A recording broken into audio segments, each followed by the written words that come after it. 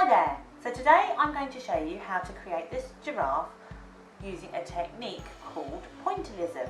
Now pointillism is a technique that involves making very distinct little small dots.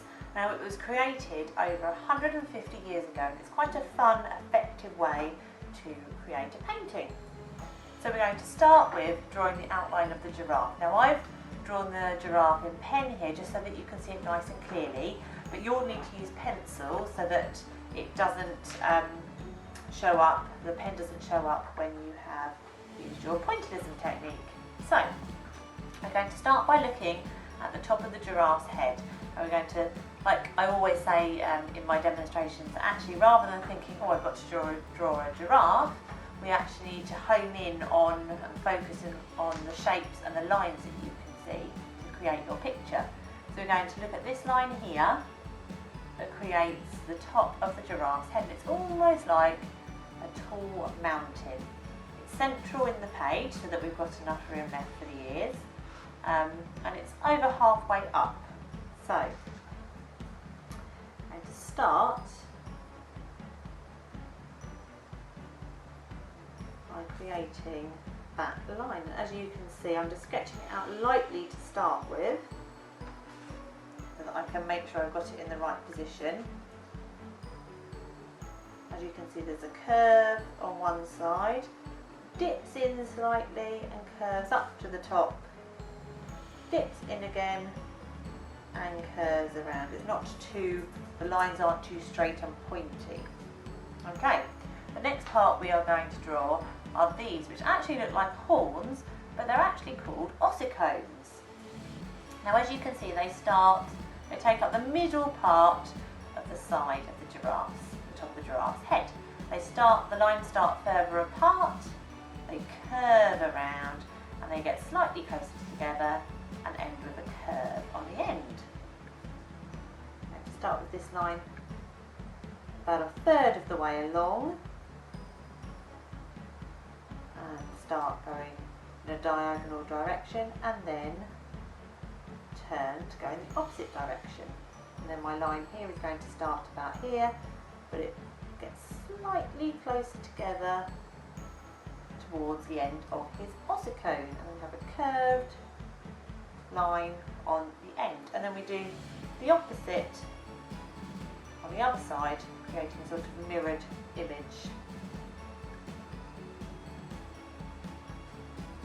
Curving in, and then that line is getting closer. Curve on the end. Okay, now we're going to look at the eyes. Now the eyes are right on the edge of the side of the giraffe's face. We have the narrow point here, extending out to the wider point, but not actually getting narrower at the end like you would imagine an eye to. So we're going to start with this curved line here, and then from that curved line we're going to go up and down into a point, and then down and up into a point. We're going to add a circle here just to remind us to leave that bit nice and clear to show the reflection in the giraffe's eye. And on the other side we go round and then up, in, down and in. Okay, so now the side of the giraffe's face here you can see curves out slightly before it comes back in.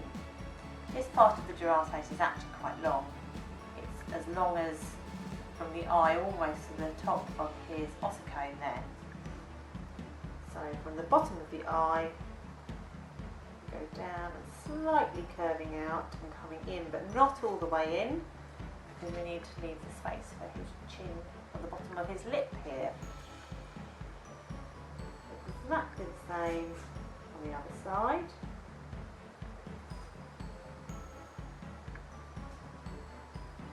Now don't worry if you don't get it right the first time. It's always a good idea to step back and just check the proportions if you need to change anything.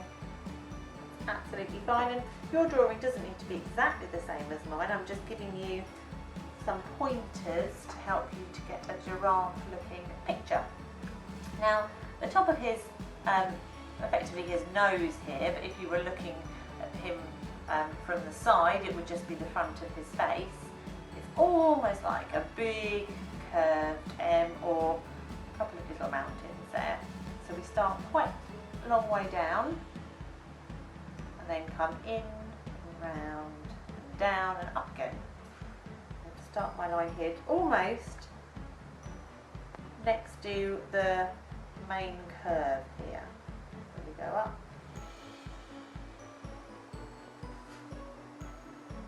and then down again. Now that line there joins up in a curve,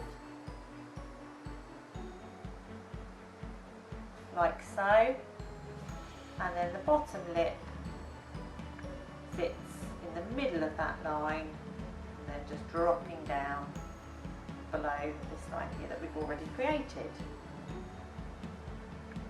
like so, and then we can join those lines up if anything doesn't quite tie up. Now obviously a distinctive feature of the giraffe, apart from his spots, is his very long neck. So that comes just maybe a centimetre or so in from the side of his cheek.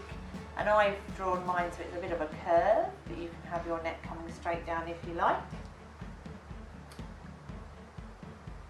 Curves round and round. Okay, so we've just got the ears now. So the ears are actually quite big. And they start just where the curved line here curves down, and we go up and down to a point almost at the edge of the page. If you have a look, the ear is almost as big as the width of his face. So from here we're going to go up and flip out. Again, I don't get it right the first time. I need to step back and have a look and check, and that's absolutely fine. The bottom of the ear starts just near the bottom of the eye, and we go down and up. Now we have a little bit of a flap of an ear here, which sort of overlaps. It starts quite wide and gets quite narrow at the end and joins the top line before the end. So we go just like so. And then the same on the other side, just above the eye, probably about not even a centimetre above. We go up and out, and then just at the bottom of the eye, we go down and up. And again, sort of extra sort of flap of ear, like so. And then we are ready to start painting.